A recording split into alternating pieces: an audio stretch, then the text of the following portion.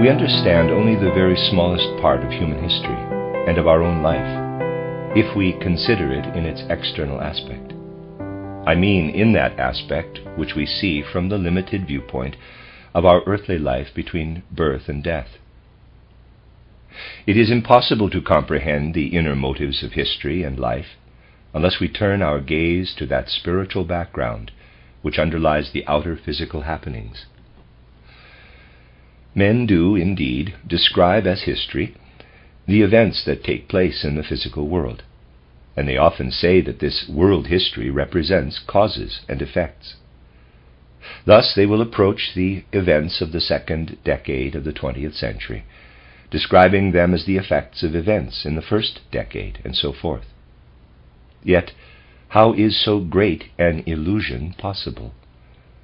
It is as though we saw a running stream of water, throwing waves up onto the surface, and tried to explain each successive wave as the result of the preceding one, whereas the forces bringing forth the waves are really penetrating upward from below. So it is indeed. That which takes place at any point of historic evolution, or of human life in general, is molded out of the spiritual world. And as to these events, we can speak of causes and effects only to a very slight extent. I will show you by a whole series of examples how we must include the spiritual events along with the external happenings in order to gain a true picture of what underlies the latter. Our present age, in its spiritual aspects, is connected, as you know, with what is called in spiritual life the dominion of Michael. And this dominion of Michael is connected in turn with what the anthroposophical movement in the deepest sense intends, with what this movement ought to be and do. Thus the events of which I shall speak are not unconnected, as we shall see next time, with the destiny, the karma of the anthroposophical society, and hence, too, with the karma of the great majority of the individual human beings who find themselves within this society. Footnote, see Rudolf Steiner, titled The Karmic Relationships of the Anthroposophical Movement, Volume 3 in this series, which is also on this website. End of footnote. Some of the things on which I shall touch this evening are already known to you from earlier lectures. But today I wish to consider from a certain point of view the known and the as yet unknown together. Since the mystery of Golgotha, we see a continuous stream of Christian evolution passing through the civilized world.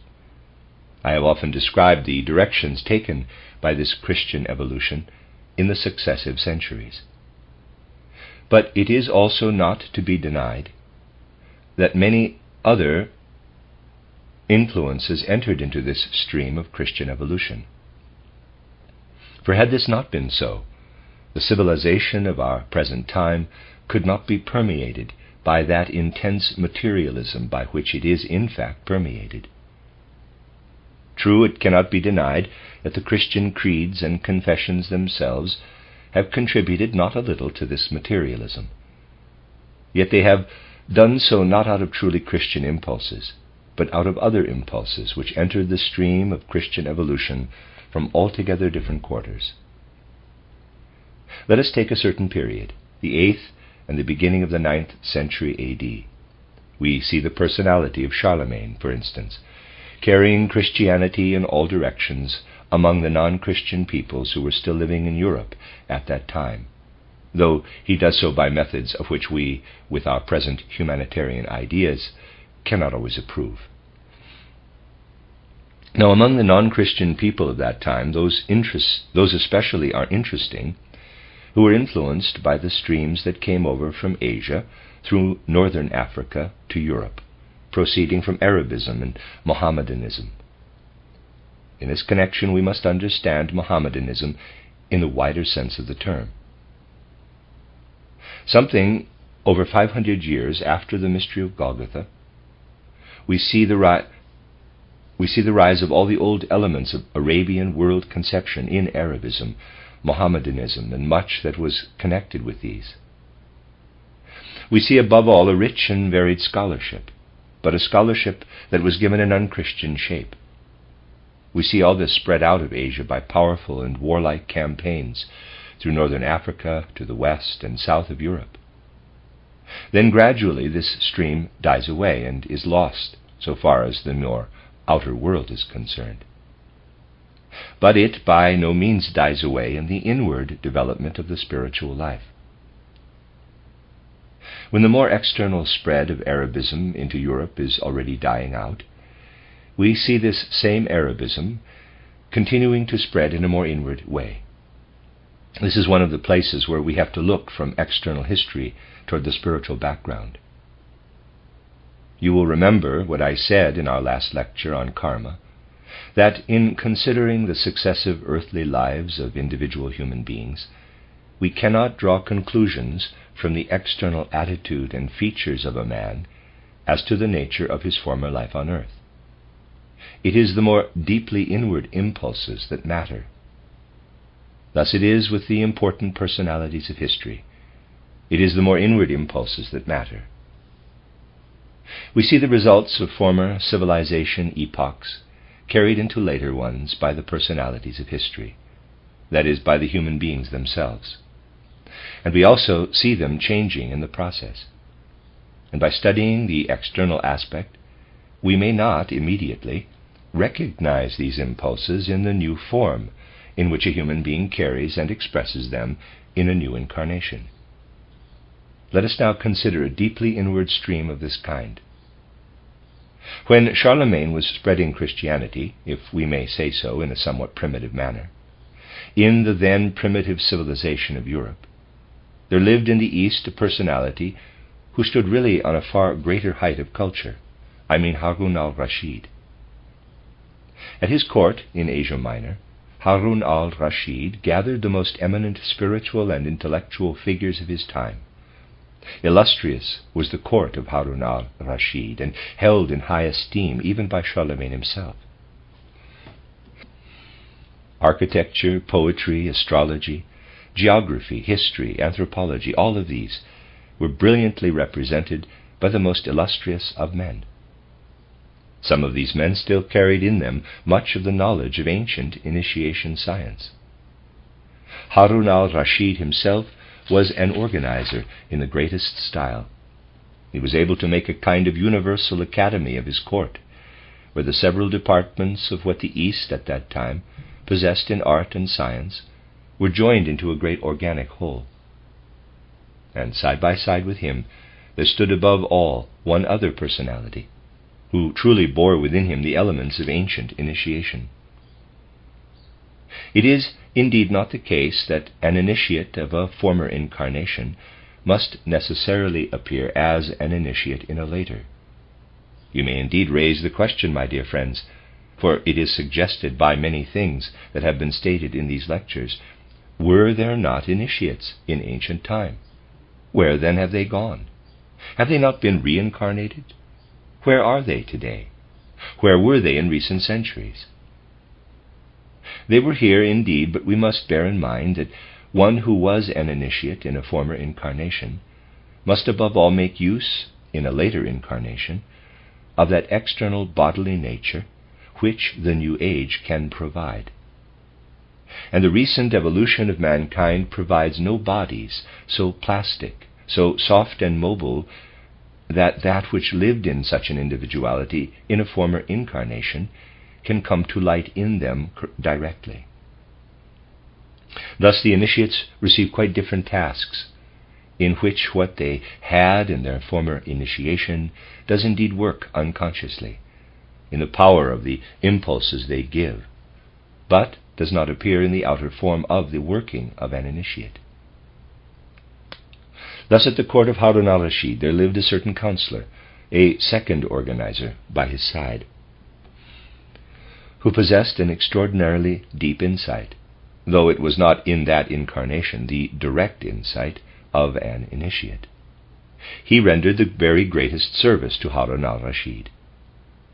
These two men, Haroun al Raschid and his counsellor, went through the gate of death, and having arrived yonder in the spiritual realm, they still witnessed, as it were, the final phases of the spread of Arabism, on the one hand through Africa to Spain and thence far into Europe, and on the other hand into Central Europe. They were great powers, these two individualities, and Haroun al Raschid did many things during that life, contributing to the spread of Arabism here in the physical world. Indeed, Arabism had taken on a peculiar form at the court of Haroun al Raschid. It was a form proceeding, in its turn, from many and varied formations which art and science had received for a long time past in Asia. The last great wave of evolution toward Asia had gone forth from the preceding age of Michael. It was the Grecian spiritual life, the Grecian spirituality and artistic sense, synthesized in the community of Alexander the Great and Aristotle. The flower of the Grecian spiritual life had been carried across to Europe and Africa by Alexander the Great with extraordinary impetus and energy, yet at the same time in a way that was exemplary for the spreading of a spiritual impulse. All this was permeated with the spirit which found its scientific expression in Aristotelianism in Asia Minor and Africa. Thus we may say, in general, that the mind of Arabism and Orientalism was shaped and permeated by those impulses which ancient Greece brought forth in Aristotle, and which were spread into the world so brilliantly by Alexander. We look back even several centuries before the mystery of Golgotha. We look back to the campaigns of Alexander the Great, where the treasures of wisdom to which I just referred were spread far and wide. And from that time, throughout the centuries down to Haroun al Raschid, who lived in the 8th century A.D., we find in Asia a mind and a receptiveness for Grecian spiritual life in its Aristotelian form. Nevertheless, this spiritual life had taken on a peculiar shape there. Powerful as it was, magnificent and penetrating, deeply united with Arabism and permeating it, this Aristotelianism, this Alexandrianism that flourished at the court of Haroun al Raschid, and was cultivated by him and his counsellor and those around them, nay, more, that was even permeated there by ancient Oriental wisdom of initiation. It was not that genuine spiritual life which had been cultivated as between Aristotle and Alexander themselves, for example. It had taken on forms which were little inclined to enter into Christianity. Thus yonder in Asia we see a certain Aristotelianism and Alexandrianism brilliantly cultivated under the aegis of Haroun al Raschid and his counsellor. It represented one pole of Aristotle, that pole which is averse to Christianity, which took on a spiritual form, above all a kind of pantheism, but which by its very essence never would nor could unite with Christianity. With this tendency of an ancient spiritual life that would not enter into Christianity, Haroun al Raschid and his counsellor went through the gate of death. And having gone through the gate of death, all their effort, all their longing, all their power was directed from the spiritual world to continue, as it were, to play a part in historic evolution, in the spreading of the spiritual life of Arabism from Asia into Europe, thus continuing what had formerly been achieved by warlike and other methods. From the spiritual world after their death, they sent down spiritual rays, as it were, intended to penetrate Europe in its spiritual life with Arabism. Thus we see Haroun al Raschid taking the following spiritual line of development after his death, watching with interest all that took place for the spread of Arabism from Asia Minor through the south of Europe and through Spain, watching it and continuing it further. And correspondingly, for the human being living in the spiritual world partakes in a sense in what is here below in the physical, the other man took a different path in the spiritual world, which in its projection would appear as a more northerly line from the Black Sea toward Middle Europe. Thus we may turn and look upward to these two individualities, following them, as it were, in their spirit wanderings, which may indeed be thus projected down onto the physical plane. Now you know how Aristotelianism, Alexandrianism, had spread and entered even historically into Christianity. In the 9th, 10th, 11th, 12th, and even into the 13th century, one of the most popular subjects of narrative everywhere in Europe was that connected with Alexander the Great. Thus we have the wonderful poem, the Song of Alexander, by the priest Lamprecht, extolling the works of Alexander, but connecting them everywhere with the spiritual world. He describes the education of Alexander, his life, his campaigns into Asia, and everywhere he brings out what was living spiritually in this earthly life of Alexander. For as we know, all earthly life is connected with spiritual things. Only the ordinary consciousness does not see it. All these spiritual elements were contained in the medieval treatment of the subject. So too Aristotelianism spread in Christian Europe, even into scholasticism. We find Aristotelian concepts everywhere, only it is the other pole of Aristotelianism. Yonder in Asia it was in an Arabist form, here in Europe in a Christian. The Song of Alexander is permeated through and through by a Christian spirit, and Aristotelianism too was cultivated in Europe in an essentially Christian form. Nay, more. We find this extraordinary process. The Christian doctors of the Church, their souls equipped with Aristotle, battling against those who had carried the other Aristotle across from Asia into Spain, spreading an unchristian doctrine. On all hands we see the conflict of Aristotelianism in the Christian fathers of the Church. We see it in the pictures that were painted in a later time, the Church Fathers holding in their hand what they had gained from Aristotle, and treading underfoot Averroes, and the others who stood for their kind of Aristotelianism that had come through Alexandrianism into Europe. This was taking place externally. But at the same time, if we may describe it out of spiritual research, Haroun al Raschid and his counsellor lived on, having passed through the gate of death as I just indicated, and, needless to say, Alexander and Aristotle themselves lived on. Once only they paid, as it were, a fleeting visit to the earth in the first Christian centuries, in a district not without interest for the anthroposophical movement. Then they entered again into the spiritual world, and they were together in the spiritual world at a certain time after Haroun al Raschid and his counsellor had left the physical plane once more. They themselves, the real individualities of Aristotle and Alexander, took different paths from Haroun al Raschid and his counsellor, for they went forward with the Christian evolution. They went westward with the evolution of Christianity.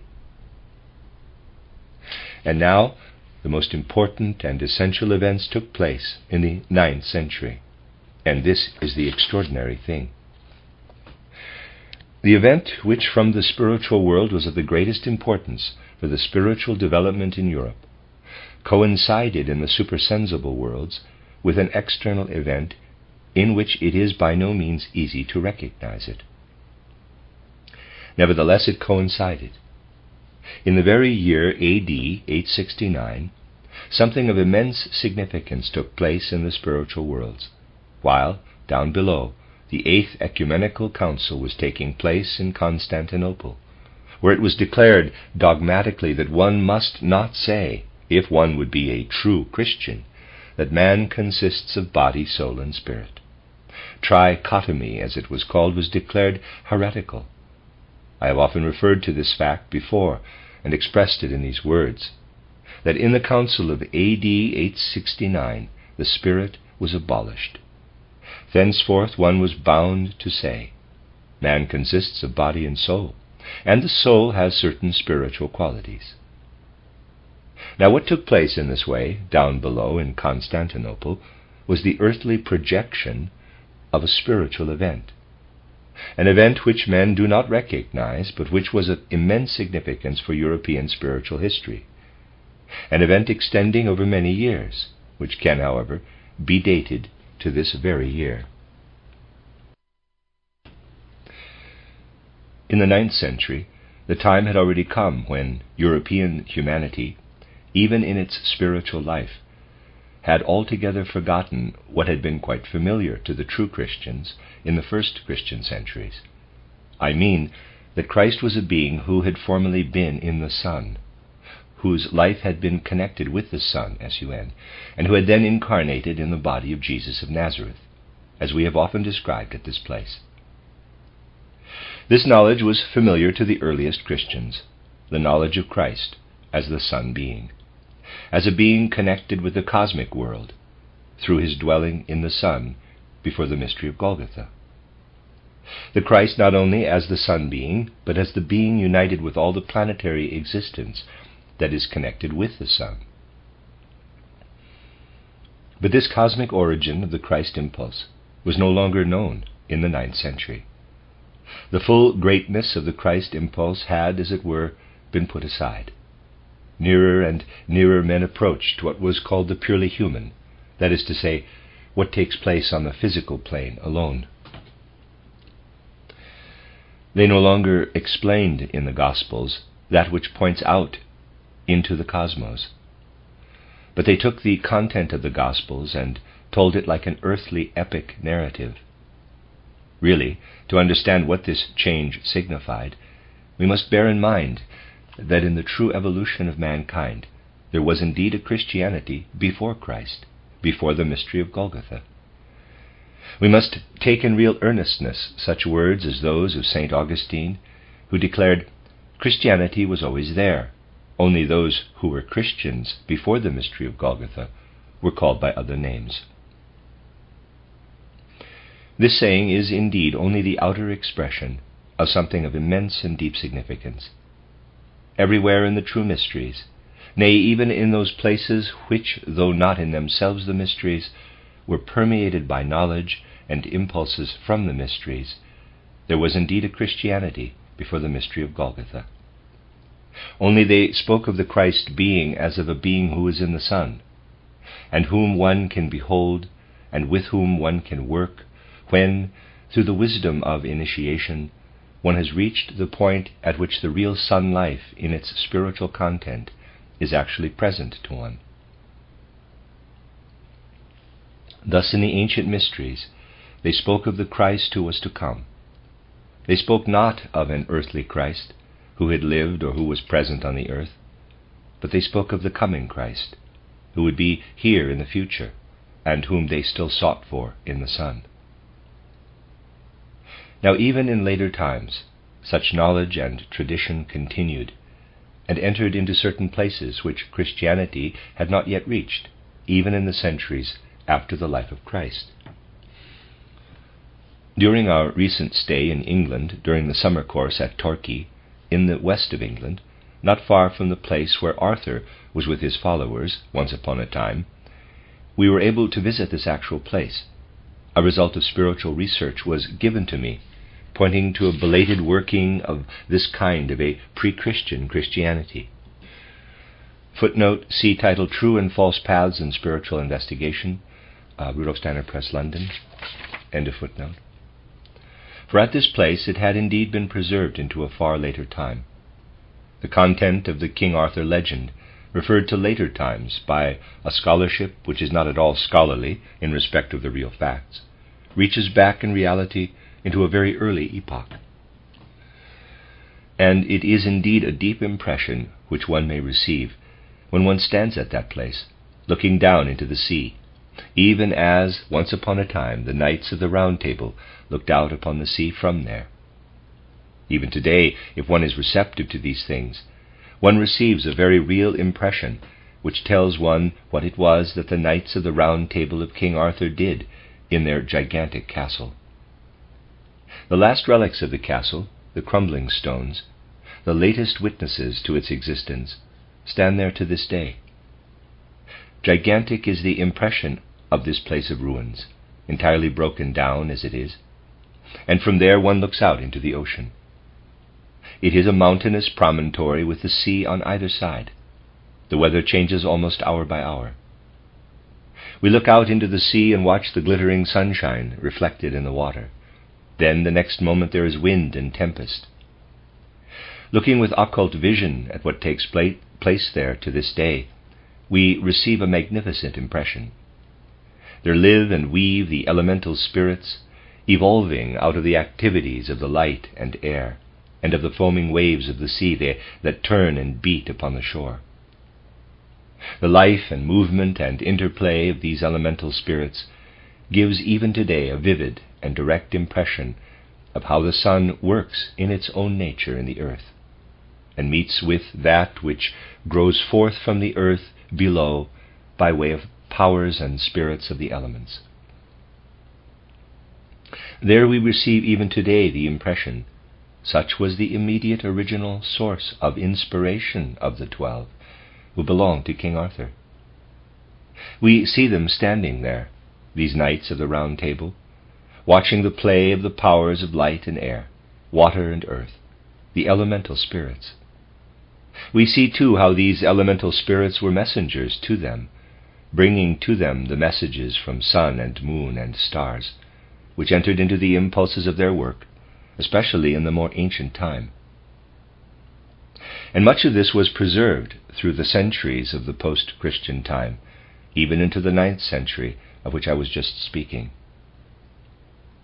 It was the task of the order of King Arthur, founded in that region by the instructions of Merlin, to cultivate and civilize Europe at a time when all Europe, in its spiritual life, stood under the influence of the strangest elemental beings. More than will be believed today, the ancient life of Europe needs to be comprehended in this sense. We must see in it, on all hands, the working of elementary spiritual beings, right into the life of man. The Arthurian life, as I said, goes back into pre-Christian times, and before the gospel came there, even in its oldest forms, there lived in it the knowledge, at any rate the practical instinctive knowledge, of Christ as the Son Spirit, before the mystery of Golgotha. And in all that the Knights of the Round Table of King Arthur did, this same cosmic Christ was living. The Christ who, though not under the name of Christ, was also living in the impetus with which Alexander the Great had carried the Grecian culture and spiritual life into Asia. There were, so to speak, later campaigns of Alexander, undertaken by the Knights of the Round Table of King Arthur into Europe, even as the real campaigns of Alexander had gone from Macedonia to Asia. I mention this as an example, which could be investigated in the most recent times, to show how the worship of the Son, that is to say, the ancient worship of the Christ, was cultivated in such a place, though needless to say it was the Christ as he was for men before the mystery of Golgotha. There all things were cosmic, even to the transition of the cosmos into the earthly elements, the elemental spirits who lived in light and air and water and in the earth, for even in these there lived the cosmic forces. It was not possible at that time, in the knowledge of these elements, to deny the cosmic principle that they contained. Thus, even in the 9th century, in the paganism of Europe, there still lived much of the pre-Christian Christianity. That is the remarkable fact. Moreover, even in that time, the belated followers of European paganism understood the cosmic Christ far more worthily and truly than those who received the Christ in the Christianity that was spread officially under that name. Strangely, we can see the life around King Arthur radiate into the present time, continued even into our time, placed into the immediate present by the sudden power of destiny. Thus, I beheld in seership a member of the Round Table of King Arthur, who lived the life of the Round Table in a very deep and intense way, though he stood a little aside from the others, who were given more to the adventures of their knighthood. This was a knight who lived a rather contemplative life, though it was not like the knighthood of the Grail, for this did not exist in Arthur's circle. What the knights did in the fulfillment of their tasks, which, in accordance with that age, were for the most part warlike campaigns, was called by the name adventure, or aventure. But there was one who stood out from among the others, as I saw him, revealing a life truly wonderful in its inspiration. For we must imagine the knights going out onto the spur of land, seeing the wonderful play of clouds above, the waves beneath, the surging interplay of the one and the other, which gives a mighty and majestic impression to this very day. In all this they saw the spiritual and were inspired with it, and this gave them their strength. But there was one among them who penetrated most deeply into this surging and foaming of the waves, with the spiritual beings wildly rising in the foam, with their figures grotesque to earthly sight. He had a wonderful perception of the way in which the marvelously pure sun influence played into the rest of nature, living and weaving in the spiritual life and movement of the surface of the ocean. He saw what lived in the light nature of the sun, borne up, as it were, by the watery atmosphere, as we can see to this day, the sunlight approaching the trees and the spaces between the trees quite differently than in other regions, glittering back from between the trees and playing often as in rainbow colors. Such a knight there was among them, one who had a peculiarly penetrating vision of these things. I was much concerned to follow his life into a later time, to see the individuality again. For just in this case something would needs enter into a later incarnation of a Christian life that was almost primitive and pagan, that was Christian only to the extent that I have just described. And this, in fact, was what appeared. For that knight of the Round Table of King Arthur was born again as Arnold Böcklin. This riddle, which had followed me for an immensely long time, can only be solved in connection with the Round Table of King Arthur. Thus you see that we have a Christianity tangible with spiritual touch to this very day, a Christianity before the mystery of Golgotha, which shed its light even into the time that I have just outlined. Now, while the 8th Ecumenical Council was being held in Constantinople, the human beings who had gone through the gate of death, and who knew well what had been the Christianity before the mystery of Golgotha, met together, if I may put it so, in a simultaneous heavenly council, in which Aristotle, Alexander, Haroun al Raschid and his counsellor, and many of the circle of the Round Table of King Arthur were foregathered. There they were at pains to overcome the Arabism living in the individualities of Haroun al Raschid and the other, to overcome it by the Christian impulses that lived in the will of Alexander and Aristotle. But this did not succeed. The individualities were ill adapted to it. There was, however, another result of that heavenly council. Thenceforth, the ancient cosmic Christianity lived still more deeply in the human beings who came from the Round Table of King Arthur than in their former, more rough and ready attitudes as knights of King Arthur. And in that council, that was held above the earth, face to face with what was likely then to happen in the future, which they could foresee through the Michael power that was working with them, Alexander and Aristotle made their resolutions, so to speak, resolving how the spiritual life in Europe was to receive the new impulses of a Christianized Alexandrianism and Aristotelianism. But Haroun al Raschid and his counsellor adhered to their old ways. Now, it is of the greatest significance to trace the further development in European spiritual history of what had taken place in that heavenly council, if I may call it so. For looking at their further wanderings in the spiritual life, we find that the great organizer Haroun al Raschid, who had lived so mightily on earth in the time of Charlemagne, returns again. He appears at a later time in the very midst of Christendom, but he has taken his Arabism with him through the life between death and a new birth. Nor need it be outwardly similar to the Arabic element in its outward configuration, as it appears again in the physical world.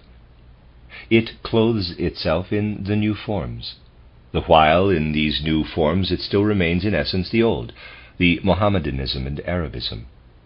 It appears again, active and effective in the European spiritual life, inasmuch as Haroun al Raschid is reincarnated in Francis Bacon of Verulam. And it appears once more in a different way, even very strangely permeated with Christianity, inasmuch as Haroun al Raschid's counsellor is born again in Central Europe, and carries his influence far and wide in Europe as Amos Comenius.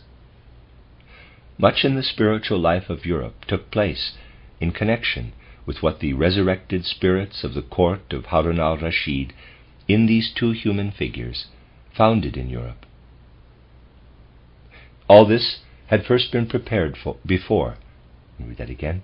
All this had first been prepared before it took place in actuality. For that which afterward came forth in Francis Bacon and Comenius had been working spiritually from the spiritual world for a long time, and it had taken on the most intense forms as a result of the heavenly council of 869. And against it there now worked the other pole, the pole which had accepted Alexandrianism and Aristotelianism for the stream of Christianity. It was expressed in the most manifold influences which worked themselves out in lonely centers of cultivation of Christian spiritual life. We recognize one such center, especially in the School of Chartres, to which I have now often referred in the hearing of some, though not of all who are present today. Footnote, see the Karmic Relationships of the Anthroposophical Movement, Volume 3, which is also on this website, end of footnote. The School of Chartres, which flourished especially in the 12th century, contained a mighty spiritual impulse. Sylvester of Chartres, Alanus ab Insulis, and other spirits who taught like these two, or who were otherwise connected with the school, had very much in them of the ancient wisdom of initiation. And though they themselves could not be called initiates in the full and true sense of the word, nevertheless there was much within them of the old wisdom of initiation. The books which they produced looked like long catalogues of words, but at that time it was not possible to express in any other way what one wished to give in fullness of life in books. It had to be in the fullness of rhetoric, as a kind of catalogue of words. He, however, who knows how to read will perceive very much in these books of what was taught in a most wonderful way to many pupils spiritually prepared by the great teachers of Chartres. Truly a wonderful spiritual star shone over the spiritual life of Europe in that School of Chartres, where to this day there stand the wonderful architectural forms of the cathedral, revealing most beautifully the work of many centuries. In other places, too, this spiritual life was living. It was a spiritual life working in spiritual ways, and giving an altogether different and more spiritual insight into nature than that which afterward came to take its place. It is interesting to see the manifold ways in which that spiritual life rayed out. In France, in one place after another, we can see how even in the teaching that was given, the spirit of Chartres lived on in the high schools, carried over into southern France and even into Italy. But it lived not only in the teachings, it lived on in an immediately spiritual way. Interesting it is how Brunetto Latini, having been an ambassador in Spain during a certain time, returned to Florence, the city of his fathers, heard of its misfortune even from a distance, and thus suffered a powerful convulsion of his soul, to which was added a slight attack of sunstroke. In this bodily condition, the human being is easily accessible to spiritual influences that work in a spiritual way. It is indeed well known how Brunetto Latini, on his way to Florence, experienced what was actually a kind of elementary initiation. Brunetto Latini became Dante's teacher, and the spirituality of the Commedia proceeds from the teachings which Brunetto Latini gave to his pupil Dante. In all this there lives what was agreed supersensibly, if I may put it so, in the Spiritual Council of 869. For the inspiration of the teachings of Chartres, the inspiration of Brunetto Latini, and even the inspiration of Dante, enabling cosmic things to live in Dante's poem, all these things are connected with the impulse that proceeded from that supersensible congress in the 9th century A.D. We must see all these things together, the spiritual life of Europe from the old time of Alexander, in the time of the mystery of Golgotha, in the time of the School of Chartres, and we shall see how we can trace it still farther into the later time. We must see, in their mutual interplay, that which takes place in the supersensible and its shadowed image down here in the physical world. Then only do we really begin to understand what must be called the stream of Michael today, and what the stream of Michael today intends. Then we can penetrate and see what it is, the will of the anthroposophical movement according to the stream. Let me read that again. Then we can penetrate and see what is the will of the anthroposophical movement according to the stream of Michael. We shall say more of this in the next lectures.